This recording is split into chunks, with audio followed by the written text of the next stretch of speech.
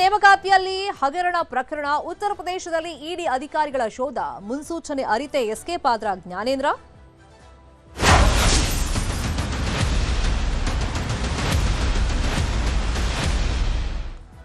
KPSC ನೇಮಕಾತಿಯಲ್ಲಿ ಹಗರಣ ಪ್ರಕರಣ ಸಂಬಂಧ ಉತ್ತರ ಪ್ರದೇಶದಲ್ಲಿ ಇಡಿ ಅಧಿಕಾರಿಗಳು ಶೋಧವನ್ನ ಮಾಡಿದ್ದಾರೆ. ಜ್ಞಾನೇಂದ್ರ ಕುಮಾರ್ ಅವರ ಮನೆಯಲ್ಲಿ ಪರಿಶೀಲನೆಯನ್ನ ಮಾಡಿದ್ದಾರೆ. ಲಖನೌ ಹಳ್ಳಿಯೊಂದರಲ್ಲಿ ಜ್ಞಾನೇಂದ್ರ ಅವರ ಮನೆ ಇದೆ. ಆ ಮನೆಯಲ್ಲಿ ಶೋಧವನ್ನ ಮಾಡಿದ್ದಾರೆ. ಬೆಂಗಳೂರಿನ ನಿವಾಸದಲ್ಲಿ ನಿನ್ನೆ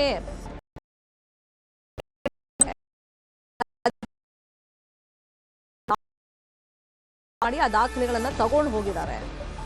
ಇನ್ನೊಂದು ಕಡೆ ಸಡನ್ ಆಗಿ ಅಪ್ಸ್ಕ್ಯಾಂಡ್ ಆಗ್ತಾರೆ ಜ್ಞಾನೇಂದ್ರ ಕುಮಾರ್. ಆಮೇಲೆ ಗೃಹ ಸಚಿವರು ಹೇಳ್ತಾರೆ ಅವ್ರ ತಂದೆಗಿನ ಅನಾರೋಗ್ಯ ಸಮಸ್ಯೆ ಇದೆ, ರಜೆ ಕೇಳ್ಕೊಂಡು ಹೋಗಿದ್ದಾರೆ ಅಂತ ಹೇಳಿ.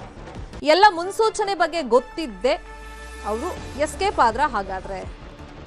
ಹಾಗಾಗಿ ಲಖನೌ ಹಳ್ಳಿಯೊಂದರಲ್ಲಿ ಜ್ಞಾನೇಂದ್ರ ಮನೆ ಏನಿದೆ ಅಲ್ಲೂ ಕೂಡ ಶೋಧವನ್ನ ಅಧಿಕಾರಿಗಳು ಮಾಡಿದ್ದಾರೆ. ತಂದೆ ಹಾಗೂ ಕೇರ್ ಟೇಕರ್ ಮೂಲಕ ಮಾಹಿತಿ ಸಂಗ್ರಹ ಮಾಡಿದ್ದಾರೆ. ಇತ್ತ ಬೆಂಗಳೂರಿನ ಮನೆಗೆ ಇಡಿ ಅಧಿಕಾರಿಗಳು ನೋಟಿಸ್ ಅನ್ನ ಅಂಟಿಸಿದ್ದಾರೆ. ದಾಳಿ ಮುನ್ಸೂಚನೆ ಅರಿತೆ ಹಾಗಾದ್ರೆ ಈ ಅಧಿಕಾರಿ ಎಸ್ಕೇಪ್ ಆಗಿದ್ರ?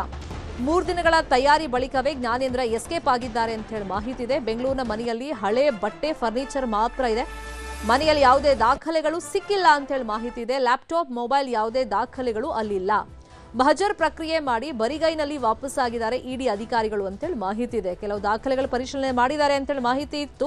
ಬಟ್ ಈಗ ಸಿಕ್ಕಿರುವಂತಹ ಮಾಹಿತಿ ಪ್ರಕಾರ ಅದೆಲ್ಲ ಮುನ್ಸೂಚನೆಯನ್ನ ಅರಿತು ಎಲ್ಲಾನು ತಮ್ಮ ಜೊತೆಗೆ ತಗೊಂಡು ಹೋಗಿದ್ದಾರೆ ಜ್ಞಾನೇಂದ್ರ ಕುಮಾರ್ ಅಂತ ಗೊತ್ತಾಗಿದೆ. ಇದೇ ವಿಷಯವಾಗಿ ಇನ್ನಷ್ಟು ಡೀಟೇಲ್ ಆಗಿ ಇನ್ಫಾರ್ಮೇಶನ್ ಕೊಡ್ತಾ ಹೋಗೋದಕ್ಕೆ ನೇರ ಸಂಪರ್ಕದಲ್ಲಿ ಕನೆಕ್ಟ್ ಆಗಿದ್ದಾರೆ ನಮ್ಮ ರಿಪೋರ್ಟರ್ ಮುನಿರಾಜು. ಎಲ್ಲ ಮುನ್ಸೂಚನೆ ಅರಿತೆ ಡೀಟೇಲ್ ಆಗಿ ಪ್ಲಾನ್ ಮಾಡಿ ಅಪ್ಸ್ಕ್ಯಾಂಡ್ ಆದಂಗೆ ಇದ್ದಾರೆ ಈ ಅಧಿಕಾರಿ. ಹಾಗಾಗಿ ಇವರನ್ನ ಹುಡುಕುವಂತ ನಿಟ್ಟಿನಲ್ಲಿ, ಪೂರಕವಾಗಿರುವಂತ ದಾಖಲೆಗಳನ್ನ ಪತ್ತೆ ಹಚ್ಚುವಂತ ನಿಟ್ಟಿನಲ್ಲಿ ಇಡಿ ಅಧಿಕಾರಿಗಳ ಪ್ರಯತ್ನ ಹೆಂಗ್ ಮುಂದುವರೆದಿದೆ? ಶರ್ಮಿತಾ, ಈಗಾಗಲೇ ಈ ಒಂದು ಪ್ರಕರಣದ ಸಂಬಂಧಪಟ್ಟಂತೆ IAS ಅಧಿಕಾರಿ ಜ್ಞಾನೇಂದ್ರ ಕುಮಾರ್ ಅವರನ್ನು ಕೂಡ ಈಗ ತನಿಖೆಗೆ ಒಳಪಡಿಸ್ತಾ ಇರೋದು. ಈಗಾಗಲೇ ನಿನ್ನೆ ಅವರ ಒಂದು ಬೆಂಗಳೂರಿನ ಒಂದು ಮನೆಯಲ್ಲಿ ಕೂಡ ತೀವ್ರ ಶೋಧವನ್ನು ಕೂಡ ಮಾಡಿದ್ರು. ಸುಮಾರು 9 ಗಂಟೆಗಳ ಕಾಲ ಇಡಿ ಅಧಿಕಾರಿಗಳ ತಂಡ ಅವರ ಮನೆಯಲ್ಲಿ ಪ್ರತಿಯೊಂದು ಕಡೆ ಕೂಡ ಎಲ್ಲವನ್ನು ಕೂಡ ಶೋಧ ಮಾಡಿ ಏನಾದರೂ ಡಾಕ್ಯುಮೆಂಟ್ಸ್ ಏನಾದರೂ ಪತ್ತೆ ಆಗುತ್ತಾ ಅಥವಾ ಏನಾದರೂ ಕಡತಗಳು ಸಿಗುತ್ತೆ ಅನ್ನೋದ್ರ ಬಗ್ಗೆ ಶೋಧವನ್ನು ಕೂಡ ಮಾಡಿದ್ದಾರೆ. ಮತ್ತೆ ಇದೇ ಸಂದರ್ಭದಲ್ಲಿ ಅವರ ಬ್ಯಾಂಕ್ ಖಾತೆಗಳ ವ್ಯವಹಾರಗಳನ್ನು ಕೂಡ ಚೆಕ್ ಮಾಡುವಂಥ ಕೆಲಸವನ್ನು ಕೂಡ ಮಾಡಿದ್ರು. ಆದರೆ ಇಡಿ ಅಧಿಕಾರಿಗಳು ಎಲ್ಲಿ ಬೇರೆ ಬೇರೆ ಕಡೆಗಳಲ್ಲಿ ರೈಡ್ ಮಾಡಿದಂತೆ ಜ್ಞಾನೇಂದ್ರ ಕುಮಾರ್ ಕೂಡ ಒಂದು ಎಚ್ಚೆತ್ಕೊಂಡಿರ್ಬೋದು ಅನ್ನೊಂದು ಅನುಮಾನ ಕೂಡ ಈಗ ವ್ಯಕ್ತವಾಗ್ತಾ ಇರೋದು. ಯಾಕಂದ್ರೆ ದಾಳಿಗೂ ಮುನ್ನವೇ ಜ್ಞಾನೇಂದ್ರ ಕುಮಾರ್ ಅವರು ಬೆಂಗಳೂರನ್ನ ಬಿಟ್ಟು ತಮ್ಮ ಹುಟ್ಟೂರಿಗೆ ಹೋಗಿದ್ರು ಅನ್ನೋದು ವಿಚಾರ ಕೂಡ ಬೆಳಕಿಗೆ ಬಂದಿತ್ತು. ಅದು ತಂದೆಯ ಒಂದು ಅನಾರೋಗ್ಯ ಒಂದು ಕಾರಣವನ್ನ ನೀಡಿ ಅವರು ಹುಟ್ಟೂರಿಗೆ ವಾಪಸ್ ಕೂಡ ಆಗಿದ್ರು.